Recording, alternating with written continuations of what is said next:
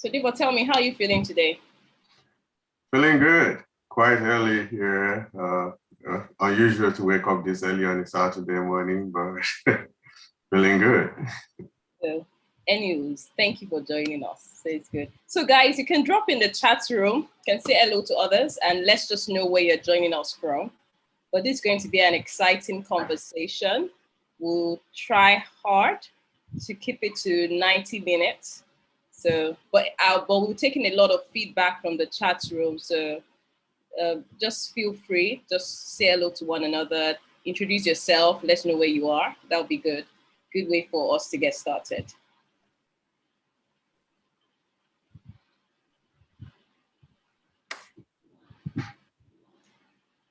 I see Tunji saying it's from Ibadan. Hi, Tunji, my Ibadan people.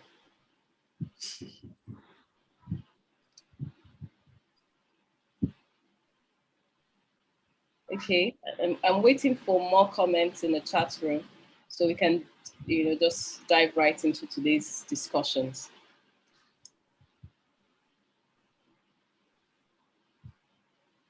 Good. Wale, thank you for joining us. So just drop your comments in the chat room.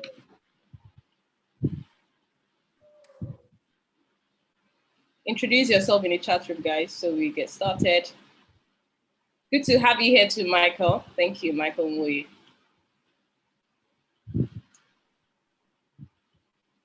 I would also like to know what everyone is expecting from today's discussions. If you already have thoughts on other areas you'd like us to touch on that we might not have included in the discussions for today. So we're focusing more on, give me a second. So we're focusing more today on the CBN Naira for dollar. We'll talk a bit about recovery of international travels and tourism, what that could mean for a number of us. We'll also touch base with viable investment opportunities. And this is something I know people are curious to dive into because we're in a season where you have high unemployment numbers, you have high inflation, and the natural instinct economically, or what you would expect or what the government would like to encourage, is more of some sort of spending while we try to balance out. I know that I promised 5 prizes. There are some raised hands. Okay, sorry, all right. I'm going to mute everyone as they come in. Yeah. Dami, it's good to have you. Our Ibadan people again, originally from Ibadan. Dami, it's good to have you on the call. So Dami is expecting a bit of enlightenment, as it's been a little detached from the Nigerian economy. So I think, Debo, you would have to touch a little bit of, you focus a little bit on that when we talk about the CBN Naira for dollar, because I know a number of Nigerians in diaspora will be curious to say what's the benefit really and what does this really mean? While for those of us back at home, we'll be thinking more of, okay, all nice and cool, but then the exchange rate don't seem to be stabilizing as much. And we can see that it's obvious that the CBN is trying to keep that under control. So we'll touch base with that. So as people come in, my natural reaction will be to mute mics so that we can keep the conversation focused. So let's get started. We've done 5 minutes. So good afternoon once again, everyone. I'm happy you all joined us this afternoon or morning, night, once again, depending on where you are. I have 2 fantastic guys on this call today, or on this discussion. I have Debo. So Debo, please say hello. Hi, everyone. Good to have you here. Hopefully it will be an interesting discussion, as for me, as I said. And will we all learn from it, from your questions? We would get more insight into what to discuss, and we would share from our own perspective as well. So I'm looking forward to this discussion. Okay, thank you. Philip, please say hello to everyone. Hey everyone, glad to have you here. I know it will be an interesting discussion. Definitely. So let's get into it. Okay, so just a big profile, guys. So Philip that we have on this discussion today um, is a finance professional with experience in telco and banking. He worked briefly with Globacom before joining Citibank, where he spent about 8 years across various functions. He's currently the head of financial advisory and investment management at Ecofina. He's also the editor of the Global Economic Outlook, which you'll have seen a bit of via newsletters, or if you follow the YouTube channel, you'll have seen that. And for those who are also watching us on YouTube, I'm sure you're very familiar with a number of Philip's brilliant work that he's been pushing out recently. Now, Debo, Debo had a short spell in investment management before moving to the energy sector, where he has spent now roughly 11 years split between oil and gas and power, which power electricity. So now they will be guiding us through the conversations today. My name is Fumi Okubanjo. I try to call myself all sorts of things. So for one, I'm a tech enthusiast. I've been spending most of my time across education and tech, and spending my extra hours doing a lot of development finance, working with small, medium scale enterprises, trying to structure finance for them, and also help them build lasting business structures that would help them grow. So let's get started.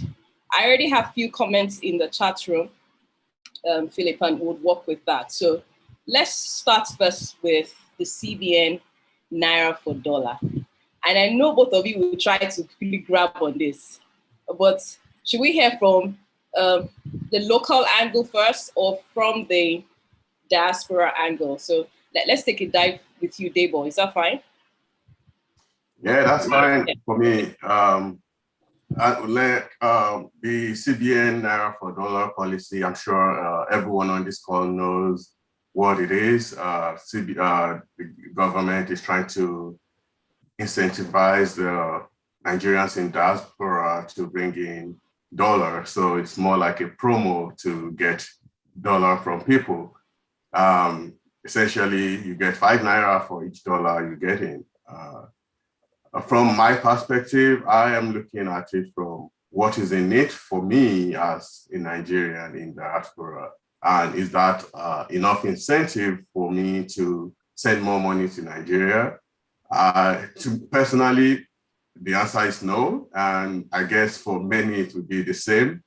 I think in terms of what the government is trying to do, I'm not too sure if they really understand the reason Nigerians abroad send money to Nigeria.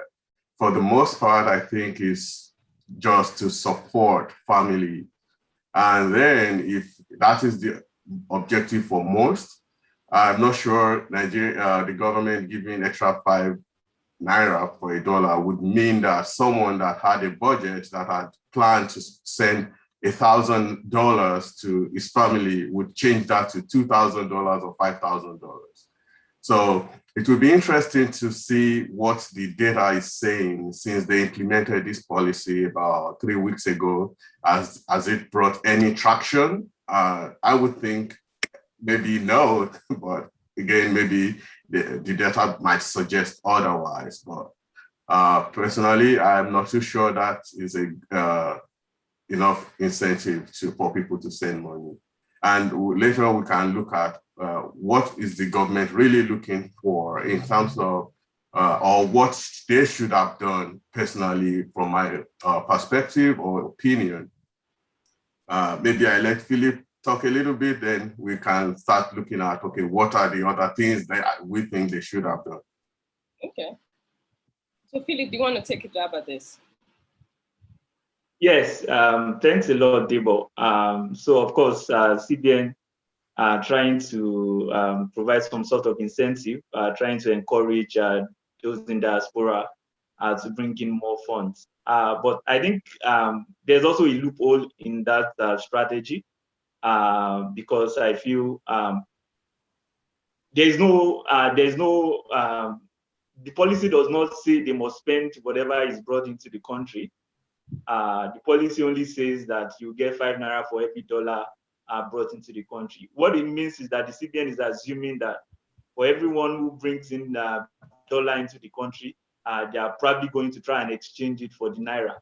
But I suspect that, those who, and I think Nigerians will probably take advantage of that and probably bring in the funds if possible, but not change it to naira, which means that there is still not so much impact on the liquidity. So they might look for an opportunity to get it out of the country. I know there's a restriction on how much you can transfer out of the country. But you can wait if you are ready, if you bring in $1 million and you get 5 million, you can just wait for the time. Or otherwise, I'm sure some might even look for some trade opportunities, maybe not even legitimate trade offshore, because there won't be a limit on how much you can spend when it comes to probably importing things into the country, or so I think there's a loophole in the system.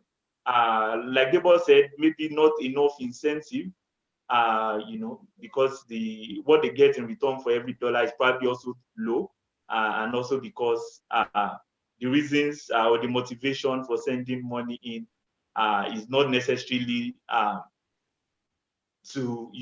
it's just to support family. So I think also that loophole is there. So maybe Debo takes it from there, and then Well, so now we have to look at the policy from another angle. When you think of the rates of immigration out of Nigeria, think of brain drain that we're dealing with, and you think of the volume of inflow that we actually receive from Nigerians in diaspora, I'm certain there will be some sort of sense behind this initiative. There will be. Oh, certainly. Yeah. So think of how we've been trying to manage the exchange rate. How do you see that? If you look at the volume of remittances, you look at the projected growth that we should expect from things that's going on. Yes, certainly. Like if we go into the rationale behind the central bank's decision, so you see that diaspora remittance in 2018 was around $24 billion, which is about 80% of Nigeria's budget. Now, even that projected figure, according to PwC, is also about 6.1% of Nigeria's GDP. And that's not the only thing.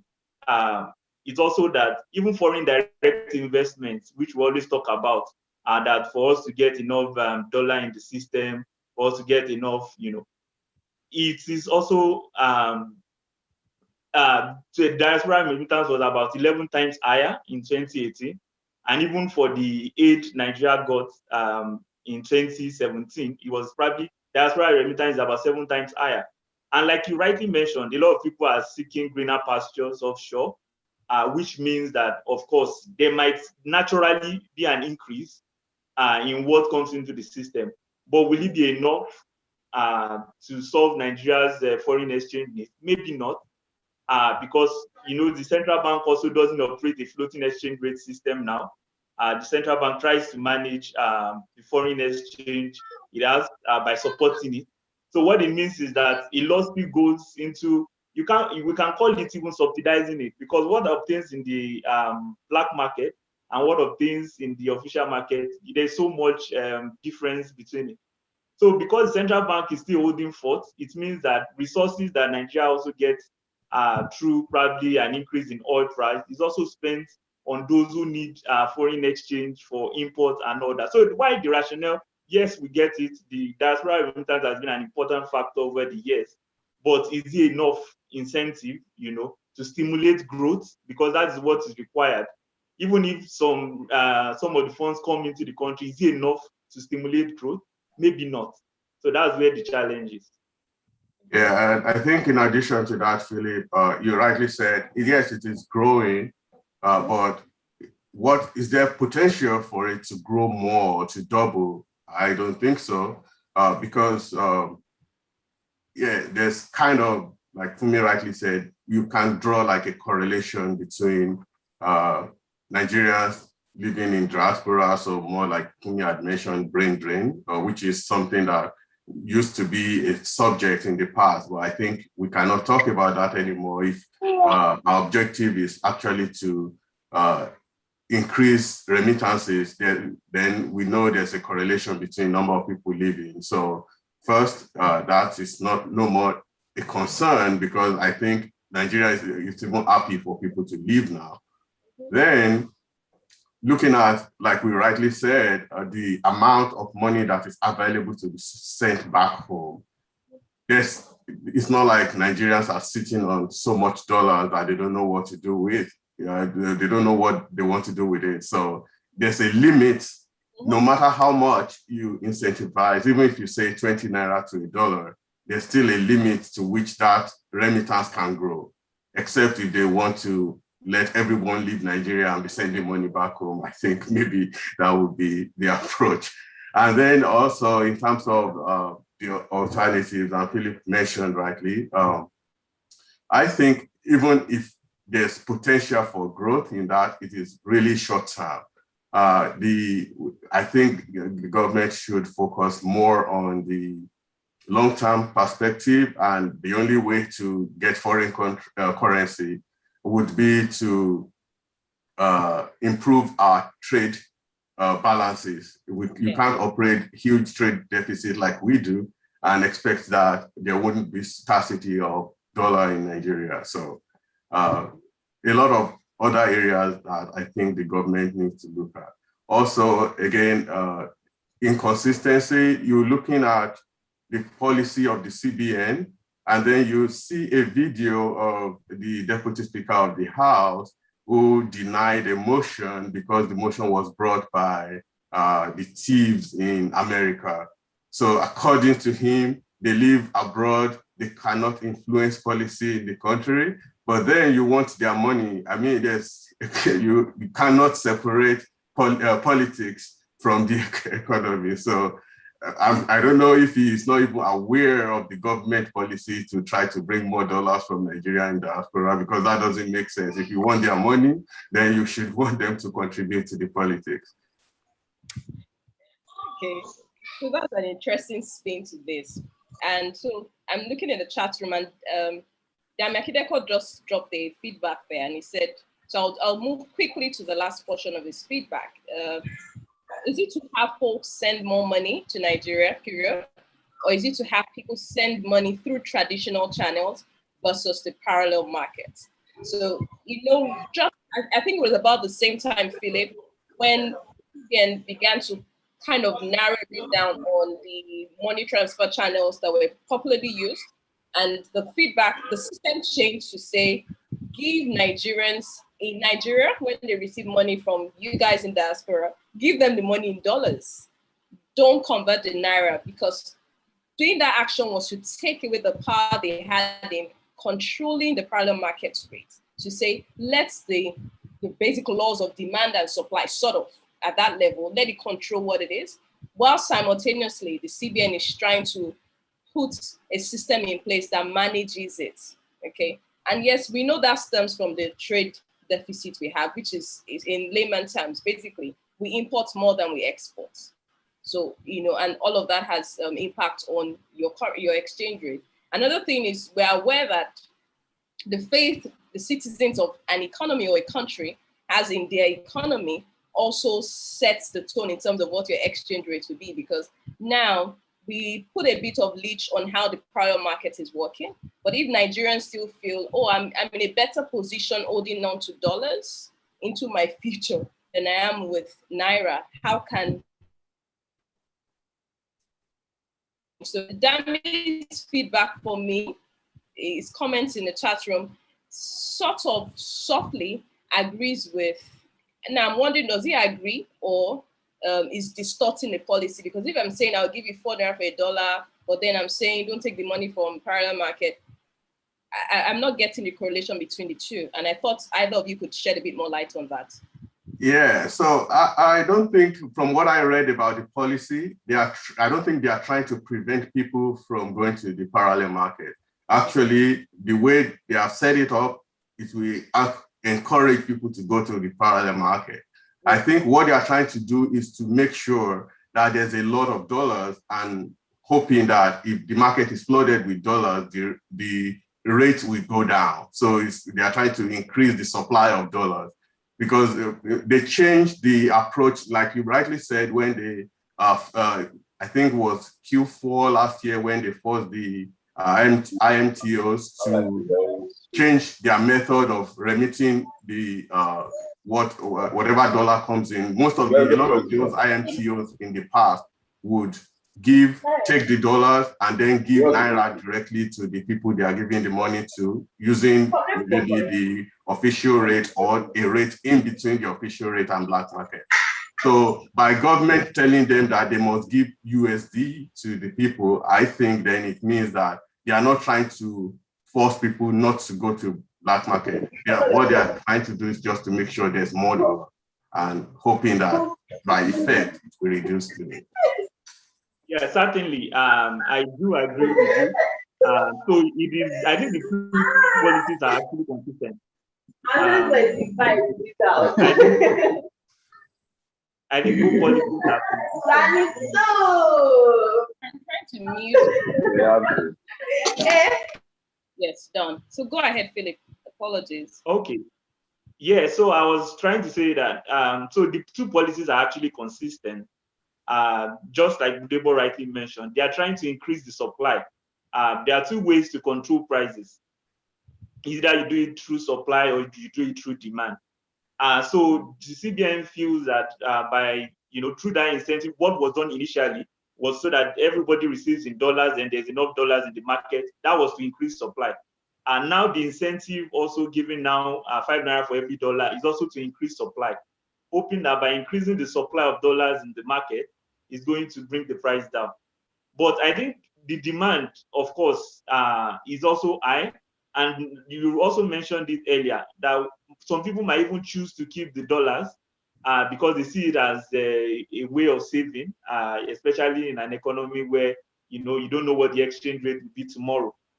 So is it achieving the goal of probably bringing down the exchange rate? Maybe not, because I think even in the parallel market now, dollars is still about probably 486 thereabouts. And even in the NAFEX market, that's your interbank market, is not so, so there isn't much difference, probably around 410. It's been around 410, 413 for some time.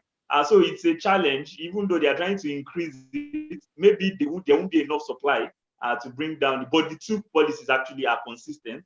But whether it will achieve what they will have in mind, probably not, because especially as Debo said, maybe the incentive should be on how to get the people in diaspora to probably start up businesses or to finance businesses in Nigeria. Maybe they might have to look for a policy that will encourage them to invest, because then when there's an investment, then it changes the dynamics and changes the whole picture.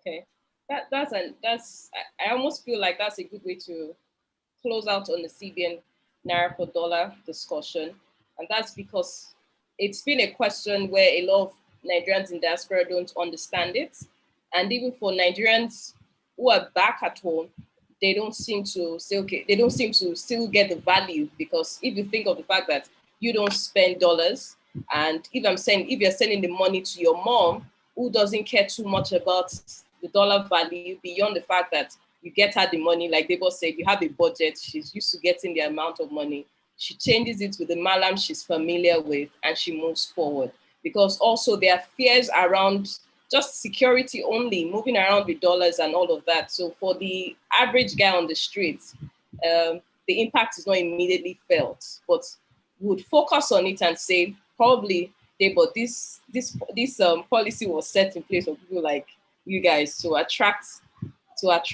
interest back at home. So guys, if you have questions, please, or comment or feedback or response, you can drop it in a chat room so I can pick it up from there.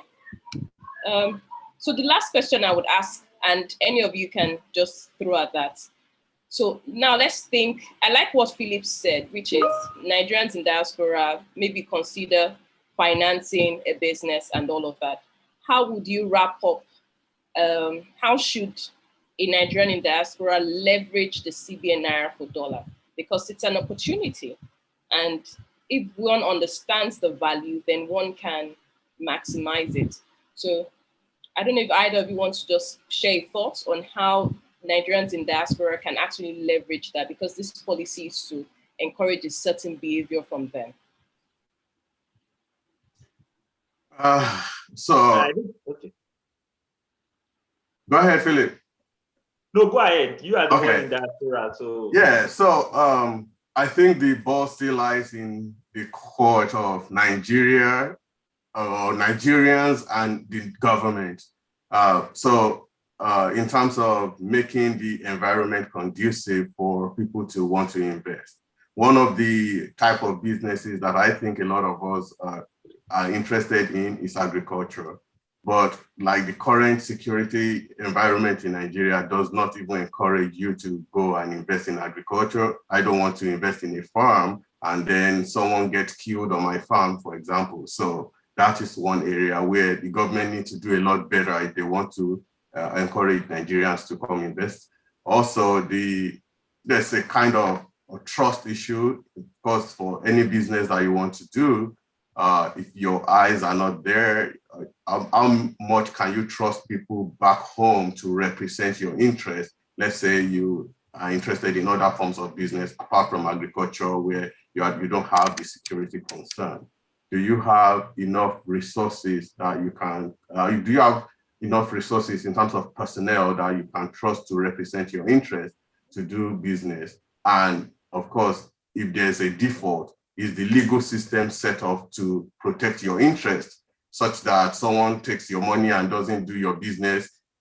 What happens? Does the police help you? Does the court system help you? If those things are not in place, I doubt there's really a way to really encourage Nigerians to invest money, Nigerians in diaspora to invest in doing business in Nigeria without having to go down and live in Nigeria. Okay, thank you, Debo. Philip, do you want to respond to that? Yeah, well, yes. So do you want to share a lot of hopes? Oh, okay, maybe maybe there isn't, but because but again, the government has a lot to do with this. We've all agreed that, or we all believe that, if the investment or the climate can be better, then probably it will attract a lot of investments. The second issue Debo raised about trust, I think that's probably everywhere, probably more so in Nigeria. But it's just about finding probably the right people, to represent your interest, which is, I think, is important. But I think the climate just has to be better. If we would know that it's export that is going to drive economic growth, then we need to do what is important, which is that we have to encourage it by making the environment more secure. Then the institutions have to start functioning appropriately. The legal system, has to protect the interests of those it's supposed to protect.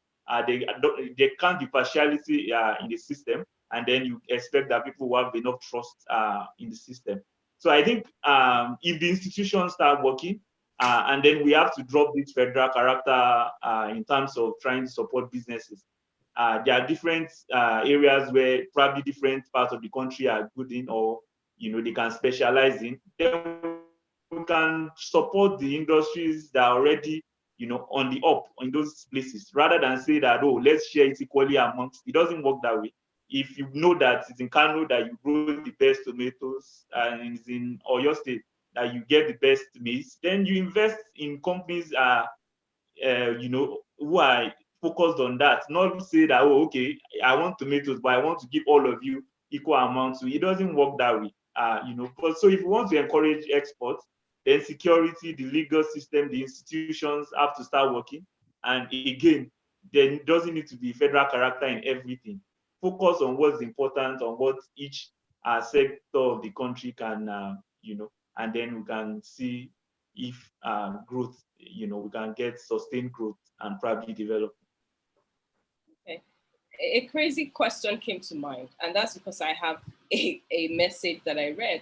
And because that's something, I can hear the fears in Debo's voice around security, systems are not in place.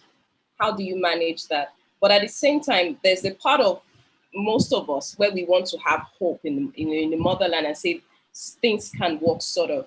Now, in view of this, the risk that exists in investing here back at home, in view of the security risk that we face, I like the mention of we might need to do away with the federal character policy and focus a bit more on where's the best space that we can get the fastest ROI, and then somehow use a bit of maybe socialism to drive growth in other parts of the country. But do either of you want to talk a bit on how can you, in the midst of these risks that are obvious, how can you still edge your bet? So do we want to touch on, so what do you think? Is the stock market okay? Is real estate market okay? Because the truth is, there's a trade deficit. There's a system, a consumption system that depends majorly on importation. But somehow we still have to balance it. You have rising inflation rates, which the government is really trying hard to curb. But then you have increasing unemployment rate. All of those things have ripple effects. Then you talk about security. Those things sound like, yeah, you're cooking your own bomb after all. But in the midst of this, we still want the funds to come back home. We still want you to repatriate funds. How can the Nigerian diaspora still edge or against some of this risk, if not all? Philip, do you want to share your thoughts on that? And that I almost feel like we're already jumping into investment, but let's touch briefly on that. Then when we get to the investment opportunities, you should consider we can dwell a bit more. But do you want to just touch base with that? Because we need to encourage CBN policy, somehow we have to. But yes, we know the system is not working like it should. Okay. Well, yes. Well, like I think you mentioned one of those probably areas where Nigerians in diaspora probably will have to look at. I think the real estate sector particularly is actually booming in Nigeria. And I think, yes, some of it is because those in diaspora are looking at the opportunities to, it's just that is it enough to stimulate growth? If I buy, maybe, it might increase the well-being of some people because, of course, you pay to probably the developers and those who own the land, but from the perspective of is it going to stimulate enough growth? But maybe, but the real estate sector, yes, it's and the stock market, of course, again, just open. I think the stock market has been a bit more stable in recent times, maybe free from manipulation and all that. But again, when it comes to market manipulation, it's not only in Nigeria. In fact, they are more sophisticated, probably even in the US and, in trying to get the stock market up, But maybe when we get into that, we would look a bit more closely. But I think the real estate market is the closest to what Nigerians in diaspora can look at, especially in choice locations like Lagos. Of course, due diligence is required, regardless of where it is, maybe even more so in Lagos. But of course, those things can be worked out if you find the right people to do the due diligence for you. Thank you. So now let's move to an interesting part of this conversation. Interesting because there's an angle of it where we're thinking of how safe are we now in terms of health. There's an angle of it where we're looking at the existing changes in how we all work and how we all live. And then there's also an element of it that opens up investment opportunities and some sort of better international trade. And that's the international travels and tourism. So I know the vaccination is rolling out gradually, and we have cases in some European countries where the government is trying to either stop it or slow it down significantly. I know in Nigeria, we've seen lots of messages flow around a bit where there are concerns that health workers don't even want to take it or they're taking it, all of that arguments. Now, there's some sort of obvious recovery going on, and we can see that already started even from the tail end of Q4 of last year. Now, what are the top thoughts coming to your mind in terms of international trade, tourism? How is that shifting? What's happening there that any of us will be paying close attention to? Philip. Oh, okay. So for international trade, travel, and tourism, I think things are already very bad. I don't think it can be worse because the statistics I see from Statista says that it has declined by about 1.1 billion people. I mean, the number of travels for tourism. And even at the height of the financial crisis in 2008, I was just probably about 37 million. Even the epidemic, I think the SARS epidemic in the early 2000s only had probably around 2 million. So for 1.1 billion people, now it has reduced travels and tourism by about 1.1 billion. That creates, for me, an opportunity. It's true that probably the airlines are struggling now, which is expected if such a huge number of people are no longer traveling, then it means that it will affect your pocket, especially as they still have to compete for the few ones who are traveling by offering the best rate. So of course, that's for me, even though it's a challenge now, and many of them have to weather the storm, but I think it also creates an investment opportunity for those who are patient enough, those who are ready to stay the course. I think probably looking at the stocks of some of those airlines and those whose businesses are related to travels and tourism, even in countries such as that. I think it creates some opportunity. But maybe Debo probably has more about that. Yeah. Thanks. I think the outlook is definitely positive for the industry, especially with the rate of vaccination, like Fumi rightly said. Yesterday, the US set a record of most vaccine they have administered in a day, 3.4 million in one day. So the pace is good. Although we still have questions where you mentioned, some even health workers in Nigeria are still skeptical because, of course, we don't know a lot about the possible side effect of this vaccine. Historically, it takes about 10 years to really understand the side effect of any medication and things like that. But we have rolled with this one within 1 year because, yes, there is a problem that needed to be solved, and hopefully we don't run into a different problem. Maybe that will be a different subject later on. But as of today, the vaccination is improving. The outlook looks positive. And if you hear comment from the CEO of the major airlines, Delta, United, they are very positive as well. And they are already reporting higher bookings from the, January to date because people are now seeing that, yes, vaccine is rolling out. The people that took vaccine already are already ready to travel. So the outlook is good.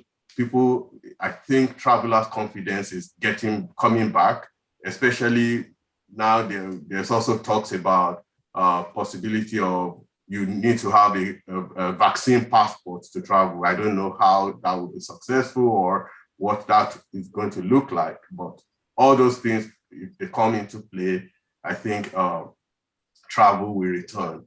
The only question is what part of travel will return? Is it the tourist type or the business type? The CEO of Delta was saying he's confident that business travel will return fully. I am not too sure about that one because I think it's bringing the optimism to a higher level than I think it is. I don't think business travel will fully recover to the pre-pandemic days because I think people have really adopted technology in working, and going forward, even when the pandemic is over, when there's no coronavirus with us, people already realize we could save money by working remotely. So a lot of organizations will ask more questions relating to travel to justify the importance of those travels. So I think definitely the outlook is positive for the industry. Okay.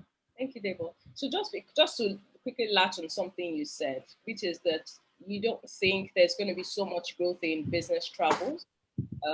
You're thinking more personal travel, tourism, in whatever form or shape the tourism takes, personal tourism takes, is what will drive the industry. So now, as we look at that, and as we look at the fact that the pandemic threw the global economy into some sort of recession, how long do you think it will take the international travel industry to recover, because they've lost so much clients, they've lost so much passengers, and that has impact on a number of them's P&L accounts. That has situations, for example, in the US, where we've heard of cases where airlines are filing for some sort of bankruptcy or even considering some sort of mergers and acquisition. Now, but people still need to fly, people still need to travel. How long do we think it will take that industry to recover?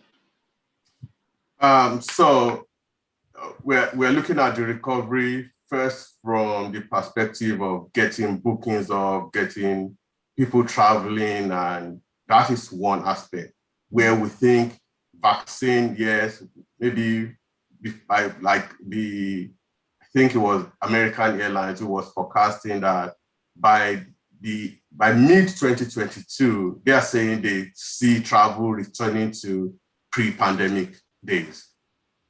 That is the area of travel. But when you look at the industry itself in terms of recovering from all the issues they have had, first, the amount of debt they have ramped up. So that is a huge amount of money for them to stay in business, and they are still getting more debt. In fact, the latest round of COVID support that the US government gave, I think the industry still got like 15 billion. So there's still a lot of debt that the industry is in. So recovery for them in that area is going to take a long time. And that's where I like the idea where Philip mentioned that, yes, investing in the industry in terms of buying their shares could be a very good opportunity because they are really, really down. But you have to really hold your long-term perspective because, of course, debt take priority when they are in the process of the recovery. They need to service their debts, and you don't expect immediate jump in the share prices. Another area of concern for them would be, of course, a lot of airplanes have been grounded for over a year now. There's going to be a lot of cost in terms of servicing and maintenance. I have my very good friend who's a captain.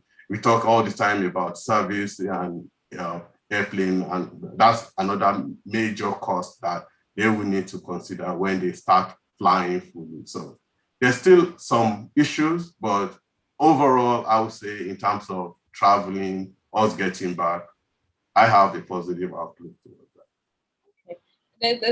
There's a twist to that, which I got from one of the participants, and I will just read quickly his own comments. I think in every crisis, there are opportunities. The opportunity that I see in travel deficit is for domestic tourist centers to live up to expectations. With this, we can save some foreign exchange and also grow the industry prior to when the international flight is fully recovered.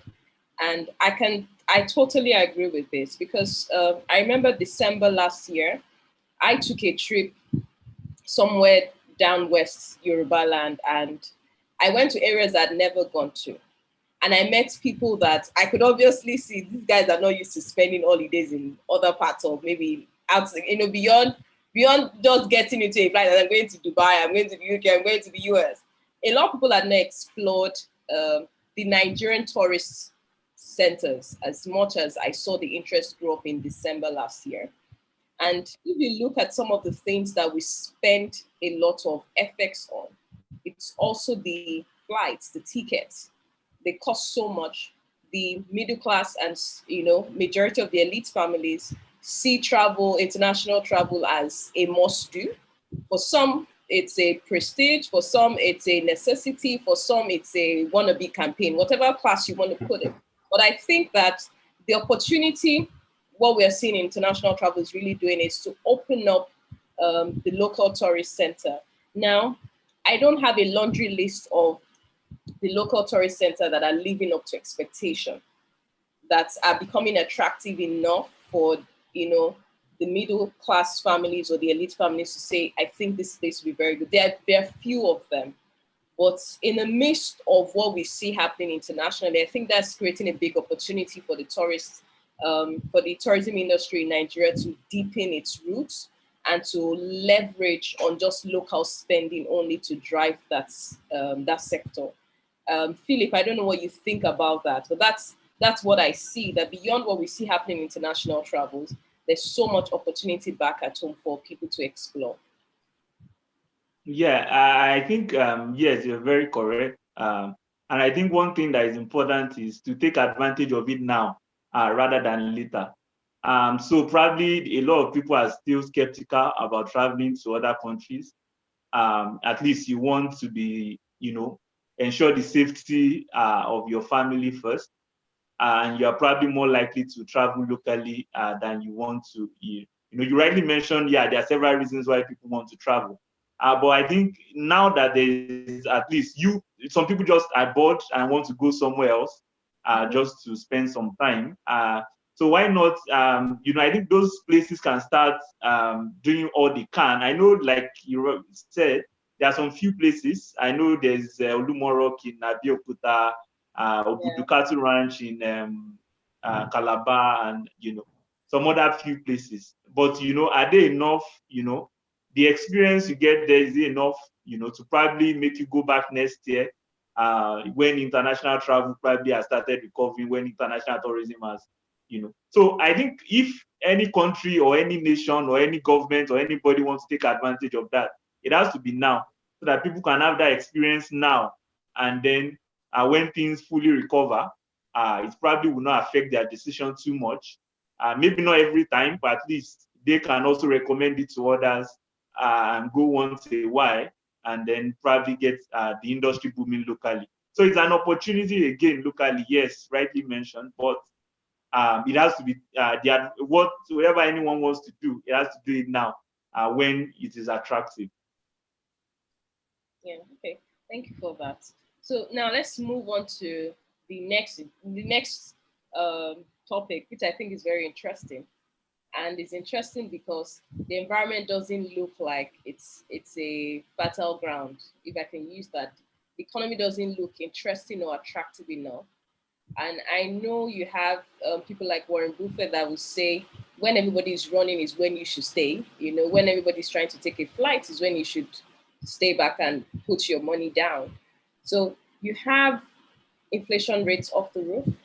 It's obviously, I sometimes feel it's higher than the NBS report actually displays. You have unemployment rates 33%. That's no joke. That's one of the highest numbers on the continent. In the midst of all of this, what are the opportunities? What are the opportunities either as an investor, or what are the opportunities even for the everyday entrepreneur? So now we're talking about the viable investment opportunities amidst high inflation. Philip, I'm going to throw this back at you. So now, Oh, okay, that's fine. That's fine. But just a bit of background. Inflation has been on the increase. And I think it's currently around 17.33%. Even if within a month it's increased by a lot, because it was 16.47% in January.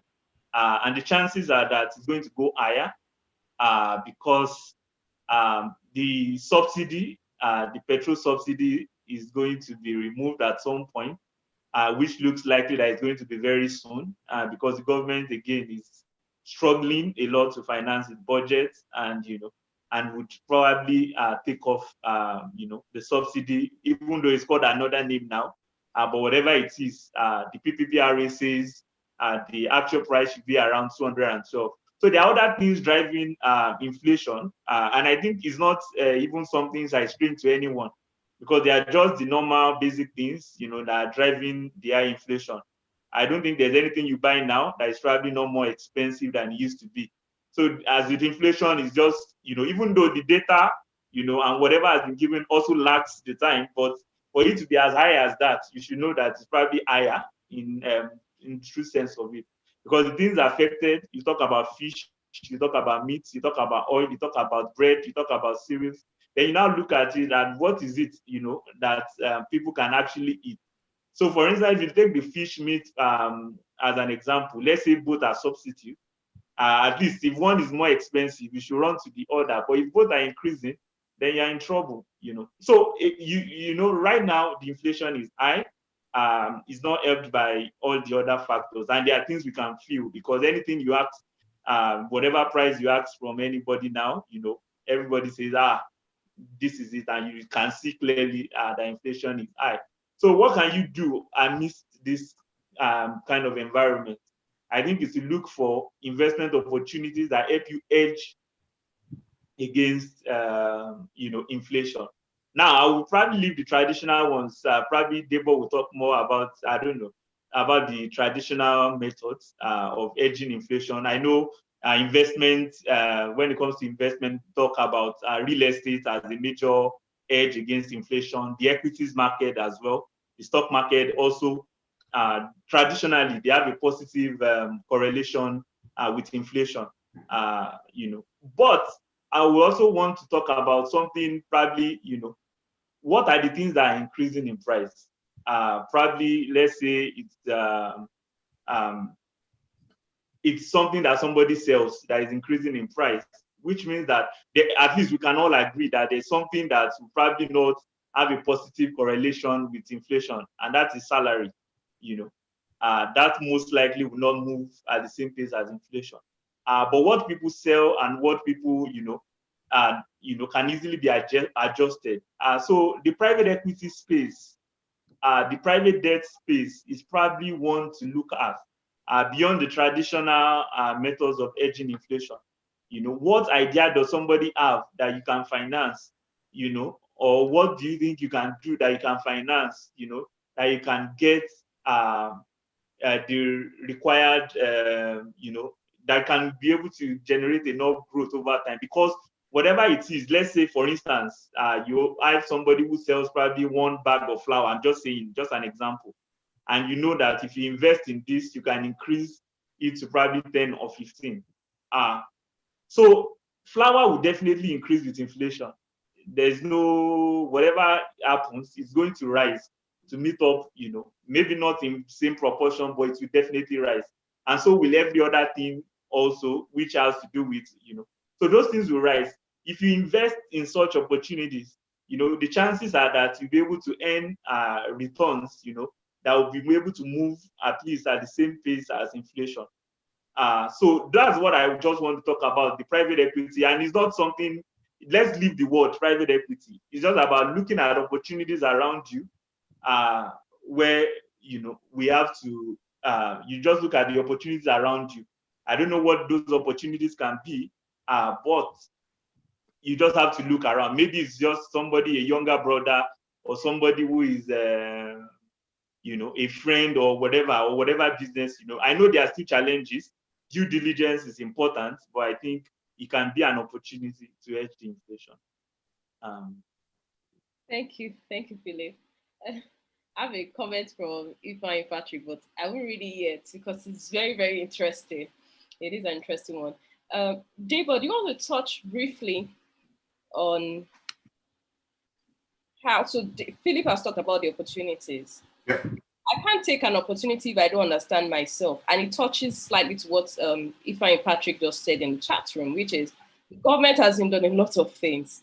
But I've found myself in an economy where it feels like the government hasn't done a lot of things, or where I feel I've not seen the impact I want to see in the market. But I still need to make some decisions. I still need to take investment decisions because that determines the quality of my life in my future in a 5 years, 10 years, 15 years from today. I can't depend on retirement. We've seen our parents' pensions. We've seen the mess that happens in that realm. And we still have to think ahead and plan ahead. Now, how do I look at myself as an individual in this kind of economy that I sense is not working well and still assess my ability to make some sound investment decisions? What should I ask myself? Yeah, that was a good point from Patrick, I think, and I'm looking at what can I do as a Nigerian in diaspora, or even a Nigerian living in Nigeria. Of course, for any investment or as an investor, I am a big supporter of diversification. That's one area, even though, yes, I follow a lot of Warren Buffett's principle. In his opinion, great investors do not diversify. I don't, maybe I'm not a great investor yet, but I think diversification helps. And Philip has touched on some of those areas. Real estate is a very good area to hedge against inflation. And of course, there's appreciation to the land and things like that. So real estate for me is a good one. And that is one area where, yes, we need government to help in a lot of things, but there are some personal investment decisions that we can make without relying on the government, except in the area of real estate is, okay, making sure that government doesn't come in the future and take your house, because, so again, the impact of government still comes into that when you're talking real estate. But yeah, so far, what we have seen, real estate seems to be like a good investment opportunity, as well as the stock market. Interesting to know that even as bad a year as 2020 was globally, Nigeria stock market still ranked as one of the top 5 or top 7, which was a very impressive thing to know. So it shows that we are really making progress in some areas, and I think that that's a good opportunity, even for Nigerians in diaspora. You don't have to be home to invest in the stock market. Now we have a lot of investment outfits that have a mobile platform where you can manage your investment from anywhere in the world. So that's really a good area that I think is something that opened up and we can take advantage of. As well as, but again, in everything, when I'm looking at investment, yes, it is important that you do your due diligence, you understand what you are investing in. That is a critical aspect. We work hard for our money. You don't want to lose it for anything that doesn't even make sense. If that, I can say that. For example, you do hear all sorts of investment opportunities. If it looks too good to be good, just know that it is something that will likely drain your money. A lot of those type of opportunities, they sell you the upside. But one thing we know with investment in terms of risk is, if the upside is high, just know that this downside is equally as high. So, and most of the time, a lot of these platforms where they come on YouTube and sell investment opportunities, they will not talk about the downside. And at the end of the day, a lot of people lose money. So due diligence is important, like you mentioned for me. Okay, thank you for that. So I wanted a bit of, I know when we invest, there's certain investment managers that will do things like profiling, where they want to know what your risk tolerance is, age, what financial stage are you in, portfolio diversification, and all of that. So I wanted you to touch base a bit on it. Like if I wanted to do my personal investment profile and I want to understand how and where I should invest, what are the factors of my life I should consider? So for example, you want to do mutual funds. Sometimes you're asked to consider your age. You're asked to consider, okay, what's the return? What's the rate of return? What does that even mean to me as an average person? So I wanted you to also touch to talk about that briefly.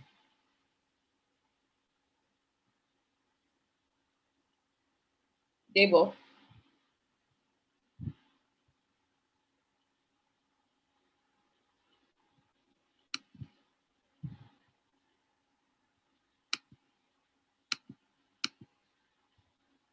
Okay, sorry. Philip, would you go ahead? Oh, okay. All right. I think so. Yes, I think what is important, especially when you have to invest, at this stage, you have to assess your risk capacity and your risk tolerance. They are different, and they can be based on, probably the stage of life you are in, your age.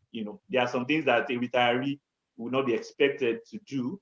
Some investment opportunities that could be attractive, but still not something you expect somebody at the latter part of life to take. So right now, we encourage young people to take a bit more risk, especially because the fixed income market, which traditionally has been the market everybody runs to in Nigeria, because it gives some acceptable level of return, has been down. I think right now, probably the average rate across banks in Nigeria will probably be between 1% and 2%, which is too low. We talked about how high inflation is already.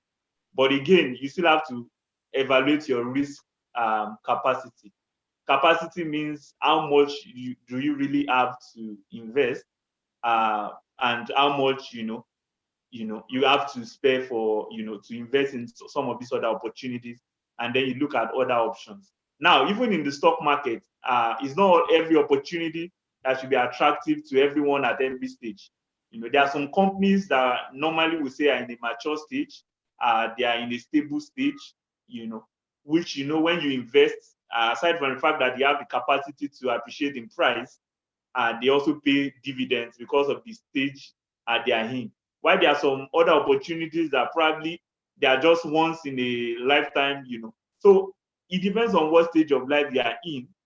Your risk tolerance has to be based on, what is it that is your objective? Is it consistent with what you have to invest, and is it consistent, with the risk in the market?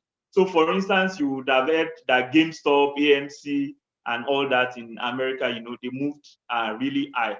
But again, some try to take advantage of it at the wrong time, because such investments, if you don't hear at the very start, even though they skyrocketed, a lot of people still lost a lot of money. So I don't think it's an investment for everybody. There are those who are the high risk takers. You probably would look for such opportunities where a company just moves and skyrockets.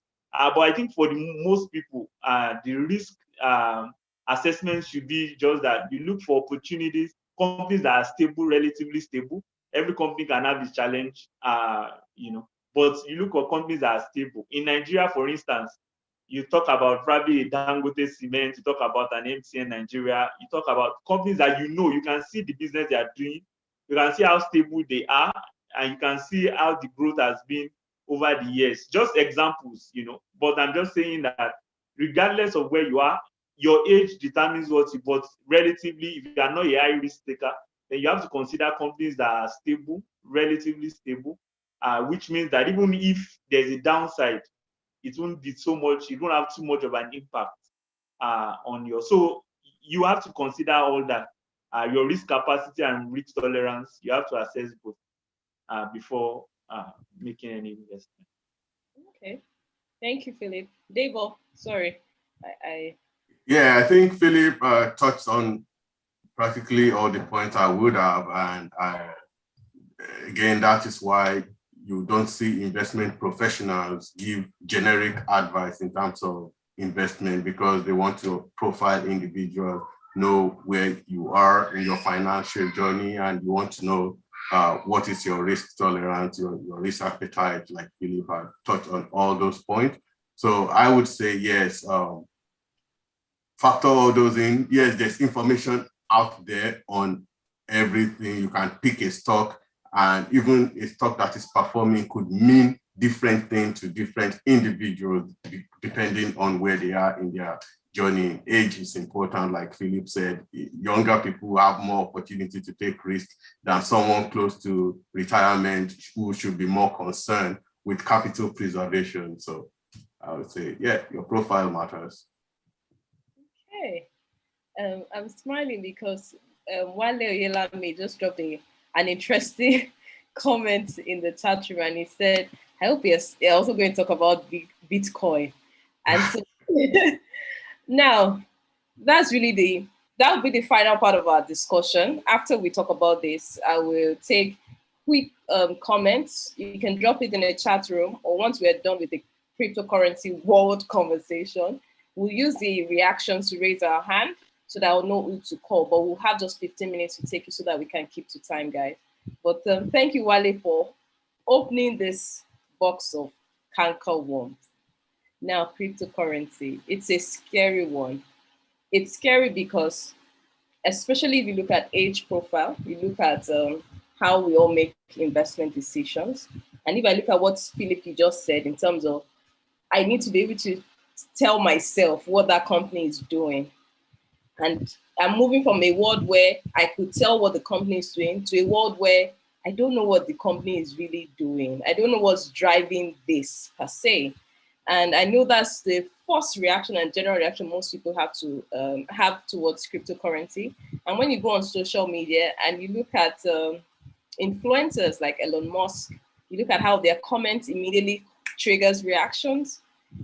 You begin to really wonder that what's driving that.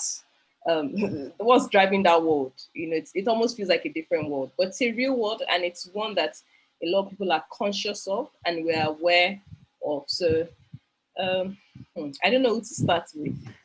I'm just going to put it on you guys' table and just be looking right now. So let the boss start. You know, they are the ones pushing this thing to us Nigerians. Well, maybe I'm an exception. Yeah. So yeah, the world of crypto is really interesting, and of course, the flagship is Bitcoin.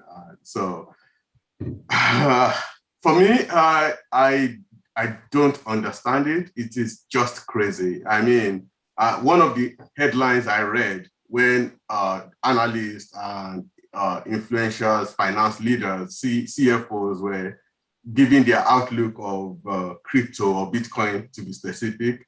I read the headline that says that the forecast value range from $0 to $600,000. I mean, that is too much of a spread to even understand, to think about what you want to do with it. There's no, from what I see today, there's no method of putting valuation on it. What people are just working with is just opinion. Some of them are just trending. So you can't do an investment decision by just drawing a trend graph on the historic data and say, okay, by 2022, it's going to be $120,000. We know that it is not a linear relationship when it comes to growth of investment. But those are the type of analysis I see out there. I don't see a way, like using fundamentals to really place valuation on it. So I just don't understand crypto. I know there are some people that have higher risk tolerance than I do, but my risk tolerance is so low that I would not even go near Bitcoin. Even though, yes, when you see some of the numbers, you'll be like, oh, did I miss an opportunity? And that will always happen with investment. That's one of the things that as individuals, we need to learn to know that, okay, yes, it's okay to miss out on some things that were perceived to be opportunity, but hindsight is always a good thing, but we don't know what is going to happen. And I would rather miss some opportunity than try to get that opportunity and then lose all my money. Because if something can drop those percentages that Bitcoin has been dropping, yes, there are some times that it will skyrocket to based on some funny news, like Elon Musk that you mentioned, trying to influence and say, I'm buying 1.5 billion and trying to get the market to like pump the market up. But I just don't understand the crypto. I don't know what underlies it. I don't know how it is growing. Some think it is like a direct competition for gold, that they are believing that investments are moving away from gold into crypto. I don't even have any basis to justify that, but I've seen some analysts suggesting that. And that is some of the arguments they are basing their forecast on. But I just don't have enough information. All the information I have is based on this analyst saying this. And I don't think anyone has come up with a method of valuing it as well. So it's just too risky for my liking. I don't see it. Okay. I knew Debo was going to go that direction, because really, really, in investment, if you don't understand it, there's really, either you go and seek the knowledge and you really, really understand it, and you must be able to justify what's driving the movement.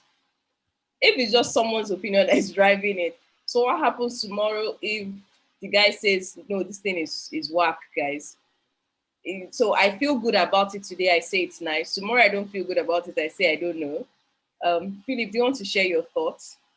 Well, yes, very much the same line of thought with Debo, because if something is not governed by economic fundamentals, we talked about the stock market. And we said, oh, okay, those can be driven by how the company is performing. There are metrics you can look at and say, okay, this is why this is moving in this direction and probably moving down. We talked about airlines earlier. We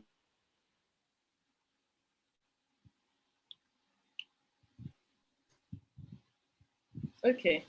could see clearly that the airline was hit by the pandemic. And of course, there was go down based on, market realities, things we could see.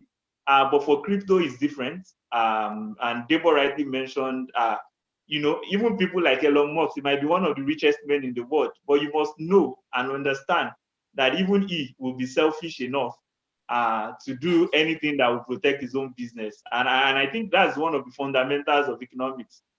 When Adam Smith, even the father of economics, will say that, oh, people acting independently, but for their own selfish interest, they can sometimes bring about the common good. But you cannot leave out the fact that, he might also be selfish, and whatever things he says to move the market might just be in his favor, pump it up a little, and probably, do all that just to get the market. Because I tried to look at, because recently, I think it was just in the past week that Tesla decided to start accepting Bitcoin as a form of payment. So I read an analyst view on that. First, Bitcoin in America is still treated as property, which means that if you use it to buy like a Tesla, one of the electric vehicles Tesla produces, it will trigger a serious tax payment. I know probably Debo will tell us more about how big the impact will be. So the advice was even that as long as it's still being treated as property and not as a currency, then it's not even an option. Don't take your Bitcoin to go and buy a Tesla. But another thing which is very important is that Tesla reserves the right to determine if, for instance, you want to return, there's a return on the, and you want your money back, they reserve the right to pay you whatever they want. So even if you pay in Bitcoin and the value of Bitcoin has gone up, they will pay you the dollar value of the car, But if the price of Bitcoin has gone down, so they reserve the right, whichever way the Bitcoin moves, we determine how much they pay you or how they pay you. So if Bitcoin has reduced in price, in value, they will pay you back your Bitcoin. But it has gone up, they will pay you back in the dollar terms, so that they don't lose that. So they gain in every way. So if you look at it closely, you see that nobody is actually, encouraging you to do Bitcoin because they feel it's good for you, but for their own personal interest. So that way they're able to hedge their volatility, because they know it's a volatile, it's very volatile. So if it moves down to zero and you want your money back, you understand? Let's say $1, they will pay you $1. I'm just saying. But what they are doing is that they are taking advantage of the system. But if you don't look closely, you think that they are trying to encourage the use of Bitcoin. They are trying to encourage, but every man is selfish, and you have to look beyond, what they profess, even if by their tweets or by what they say, and look closely at what they are trying to achieve. Otherwise, you might get yourself in a system where, if something has a range of $0 to $600,000, except you're a gambler, I don't think there's any reason why you should venture into that, because that's totally gambling, and there's nothing different between the two. So that's my own opinion. Yeah. Okay. And I sense that a number of, if I can use the word, traditional investment bankers are also kind of following this school of thought to an extent. Everyone has the word of caution. They're careful to go over and say, yes, I support it, but you can always easily hear them say, no, I don't understand what's driving it. I can't put a value on it. I can't determine the factors. Therefore, it's just moving based on thoughts and opinions, which is therefore very risky for most. So guys, I want us to hear from two people. So I will just speak. If anyone can use a reaction, so use your reaction to just raise your hand. Then we can just take quick feedback from 2 or 3 people so we can wrap up the discussion for today. We are right on time. So let me see if I have anyone's.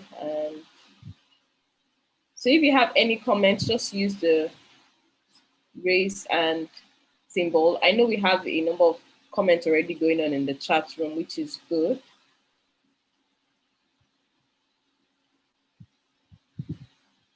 Okay, Gable, while I look through this,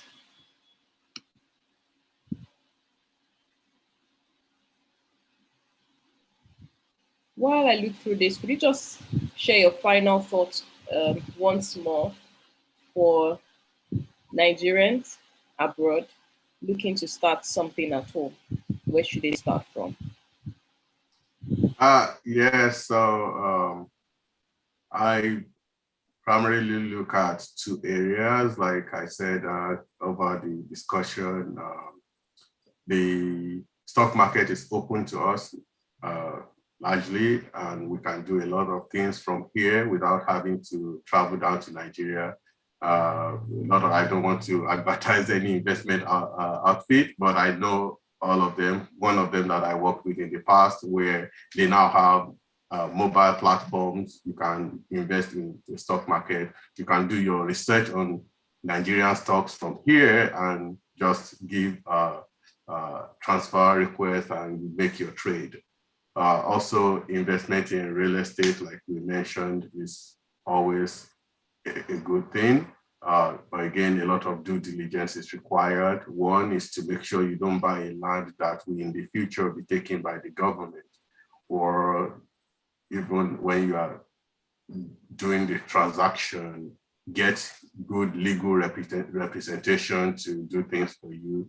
In some cases, it's not even advisable to rely solely on family. So having good legal representation is a good way to protect yourself.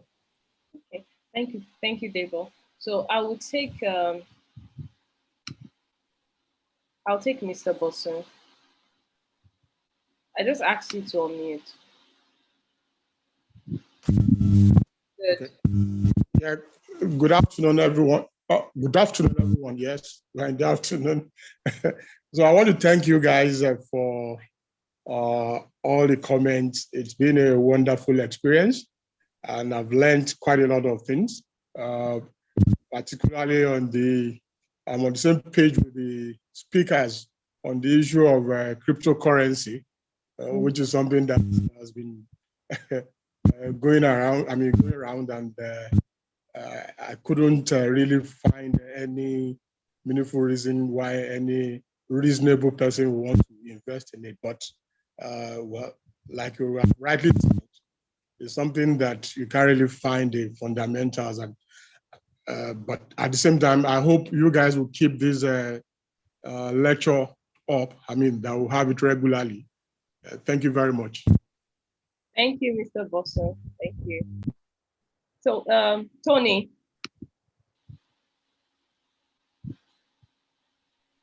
Hello, can you hear me? Clearly. Okay, thank you. So I kind of joined in late. Again, I guess the time difference in here. But I think from the little I have heard, I want to say you guys have done.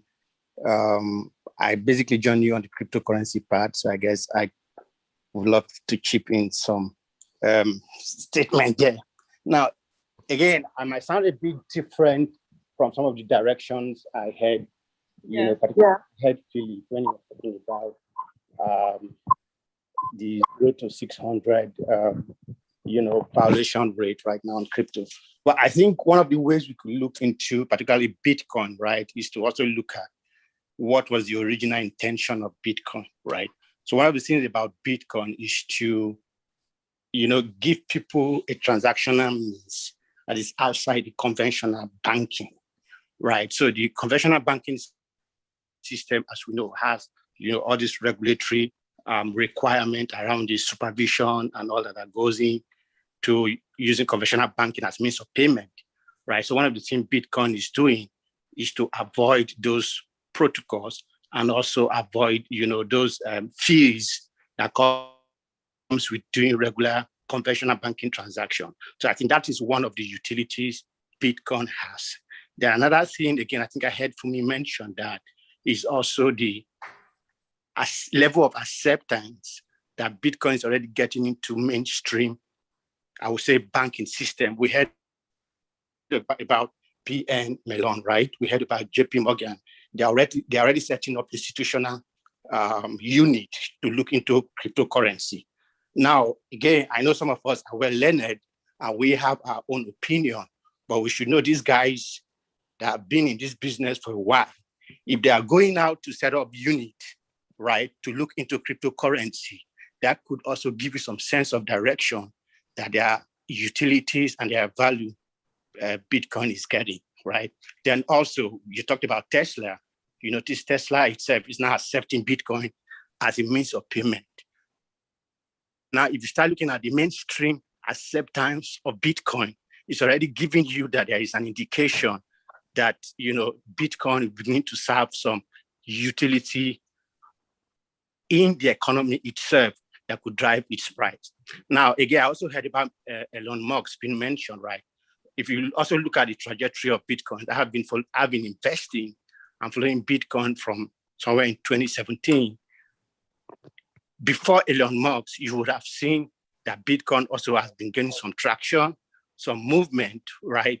But of course, if you look at the recent history of Bitcoin right now, yes, we would say, okay, Elon Musk is actually pumping some things, but Bitcoin goes beyond Elon Musk. And as more institutions begins to come in to accept Bitcoin as a means of payment, I read other analysts too that were also, talking about people like Amazon, iPhone, and all that, considering Bitcoin to be as a means of payment.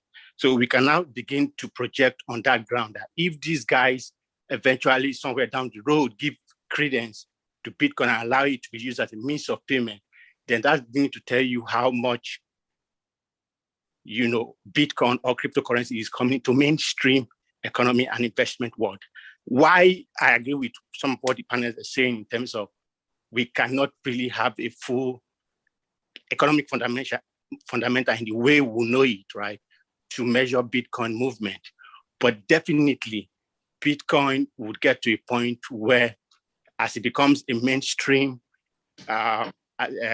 means of exchange, you see the acceptance grow a lot, and it becomes, something that has a future and people could stand with. Now, this is not making a case for you to put in your money into Bitcoin. And like we said, you must have a high level of tolerance for you to go into the space of Bitcoin right now. And volatility, of course, is something that would never stop on Bitcoin. And you're going to be seeing that movement in and out. But it might not be a bad place for someone who has extra cash, some idle money, to start putting in a little, like somebody would say, change in this thing as it goes, right? Bitcoin, I think, personally, cryptocurrency in itself, right, has come to be a part of our world. And I think it's something that it might not be, it might be a good idea to start having some little exposure in it as you go on. So this is a personal opinion. It's not an investment opinion. So again, there are both sides of the coin to consider, from the discussion. Thank you. Thank you so much, Tony. So, guys, I'm happy we had a different opinion to cryptocurrency. So we've heard from someone who's involved in it, and key points: volatility. 2, is not saying go ahead; it's saying the same thing. It's a volatile market. It's something that we might have to pay attention to closely, and each individual will make a judgment call on it. Something I also like to emphasize, which Debo also mentioned, is usually in life, you will see a lot of opportunities and you will say, oh, maybe I should have. But you always have to assess your risk tolerance level. Am I willing to do this? Do I understand it? The key, so Tony can do it because he's paying attention, he's following it, he's been on it for 3-4 years. It definitely has put in the hours to do his research before making that decision. So it's a general discussion to have a feel and to enlighten us on the directions to always consider. So guys, we'll slowly come to the end of this, our first live event. on the global economic outlook. I'd like to say a very big thank you to Debo Alunge. Thank you, Debo. Thank you. Thank you. I would like to say thank you to Philip for having us. Okay, Philip, thank you so much. Guys, Thank you so on much. a weekly basis, you usually get newsletter from the research team of Ecofina. They would generally share thoughts, recent updates, what you should be aware of, be it based, even if you're Nigerian in diaspora or you're back here at home.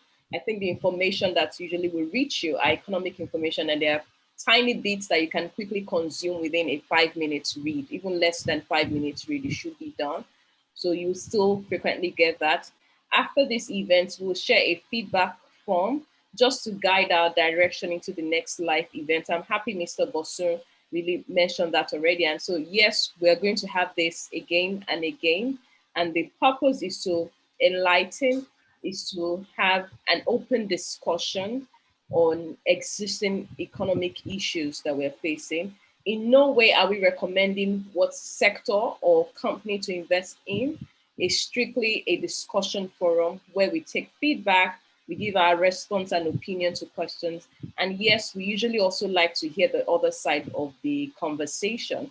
So thank you, everyone. Please expect your feedback form.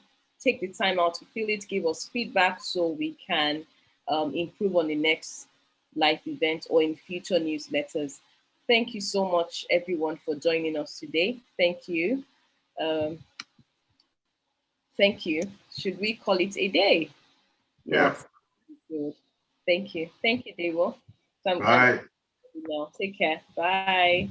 Thank you, everyone. Thank you, Bolaji. Thank you. All right, bye. Thank you, Shade. Thank you, Kumi. Thank you, Lumide. Thank you, Afolabi. I'm trying to call everybody's name. Thank you, Patrick. Thank you, Shil. Thank you, Yemi. Let's all have a wonderful